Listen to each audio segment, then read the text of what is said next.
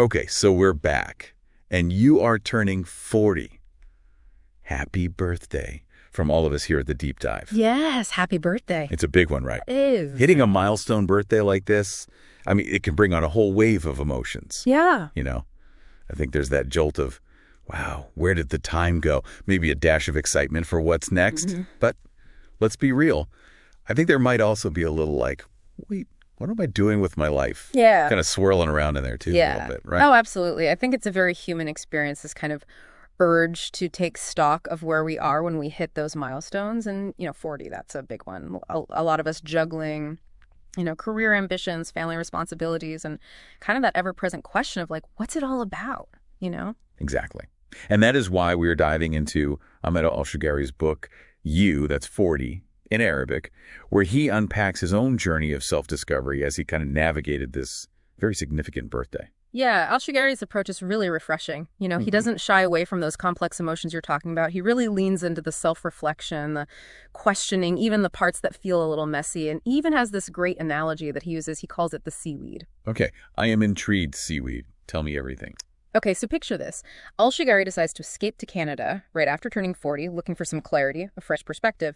He describes this idyllic setting, tranquil lake reflecting the sky, this charming cabin tucked away in the woods. Just screams peaceful contemplation, right?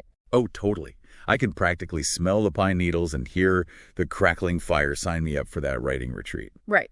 But here's where it gets interesting. Al-Shugari goes for a walk expecting this pristine sandy beach, the kind you see on postcards. But instead, he finds the entire shoreline blanketed in seaweed. And we're not talking about like a little sprinkle here, heaps of it. And it's not exactly fragrant. Oh, man. Talk about a mood killer. I mean, I get it. Sometimes life throws you a giant pile of seaweed just when you're looking for some zen. Right. You're expecting, this picture-perfect moment, and reality throws you a curveball. Exactly. And al-Shugari's initial reaction is that familiar feeling of like, are you kidding me? But here's where he flips the script.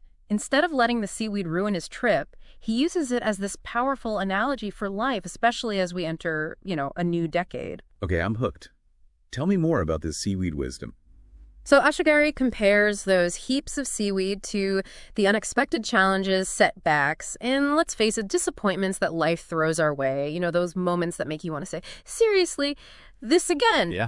He argues that it's not the seaweed itself or, those curved balls that define our experience, but rather how we choose to perceive and react to them. It's funny how often we let those seaweed moments, they completely overshadow everything else. We fixate on what's not going according to plan instead of looking for the good, or at the very least, how we can grow from the experience. Absolutely. And what's fascinating is that al-Shugari doesn't just leave us with, this look on the bright side message. Right. He digs deeper into how we can actively transform those seaweed moments into something beneficial. It turns out Canadians have a surprising use for all that seaweed. Okay, now I'm really curious. What do they do with it? They use it as fertilizer. Really? That's right. They take something that seems like a nuisance, something most people would rather avoid, and turn it into something that nourishes and enriches the soil.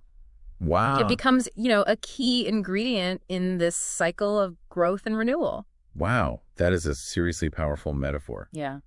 So instead of letting those challenging experiences, our own personal seaweed overwhelm us, we can learn to see them as fuel for growth, as opportunities to learn and become more resilient.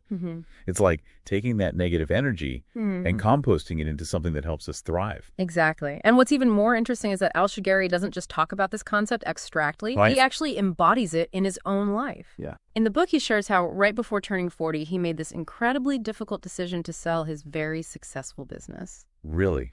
Wow. That's a huge decision. It seems counterintuitive, right? He had this successful business, the things so many people dream of, and he walked away. Why? What was going on there? He realized that somewhere along the way, his business had become his seaweed. It wasn't bringing him joy or fulfillment anymore. In fact, it was preventing him from pursuing the things he was truly passionate about. So he was brave enough to recognize that even success, at least by conventional standards, can become an obstacle if it doesn't align with our true selves. And he chose to walk away from something comfortable to pursue a more fulfilling path. I can only imagine that took a lot of courage. It did, and it speaks to, I think, a key theme in al-Shugari's journey, this idea that turning 40 can be this invitation to reassess our priorities and make those bold choices that align with our evolving values. It's like that classic saying, right? Don't be afraid to start over. But it's easier said than done right. So what did Al-Shugari do after he sold his business? How did he turn that seaweed into fertilizer?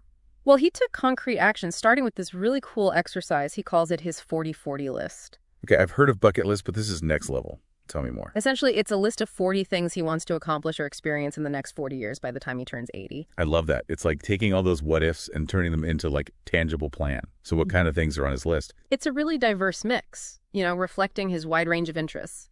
For example, he wanted to write a book, which he achieved, and to visit every single country in the world.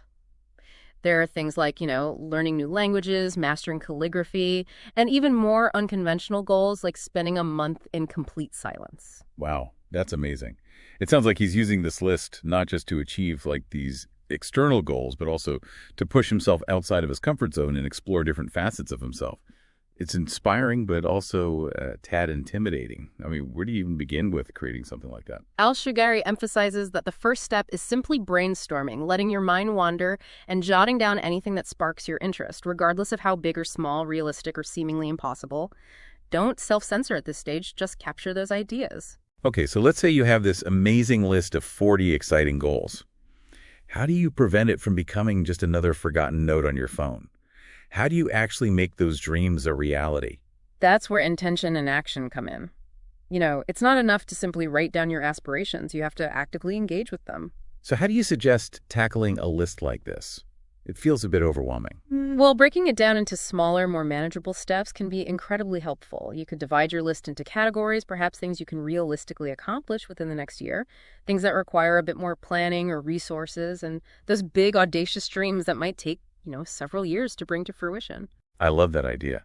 So instead of feeling overwhelmed by the sheer scale of 40 goals, you're focusing on a few at a time, taking those initial steps and building momentum. Mm-hmm. It makes the whole process feel so much more achievable. Exactly. And the beauty of this approach is that even small actions can create a ripple effect. Each step you take, no matter how seemingly insignificant, brings you closer to your ultimate goal and reinforces that sense of progress and possibility. It's like that concept of, micro adventures. You don't have to climb Mount Everest to inject a sense of adventure and purpose into your life. Sometimes it's about finding those small ways to challenge yourself and break out of your routine. Precisely. And as you start ticking off those smaller goals, you gain confidence and momentum to tackle the bigger ones. You start to see yourself as someone who is capable of making their dreams a reality. This has been incredibly eye-opening. As we approach a milestone birthday like 40, it's so easy to get caught up in the what-ifs and the fear of missed opportunities. But Al-Shugari's journey from confronting his own seaweed to embracing change and creating this roadmap for his future reminds us that we have the power to shape our own narratives and create a life that is both meaningful and fulfilling. And it's not just about us, is it? As you embark on your next chapter, perhaps consider how your passions, your dreams, those seaweed moments transformed into fertilizer, might inspire and benefit those around you, your family, your community, the world. What positive ripple effects could you create by pursuing those things that bring you joy and fulfillment? That's a powerful thought to end on. It's a great reminder that our personal journeys can have a ripple effect far beyond ourselves. So as you blow out those 40 candles, remember, it's never too late to embrace change. Chase those dreams and turn those seaweed moments into opportunities for growth and connection. Thanks for joining us for this deep dive, everybody. Thanks.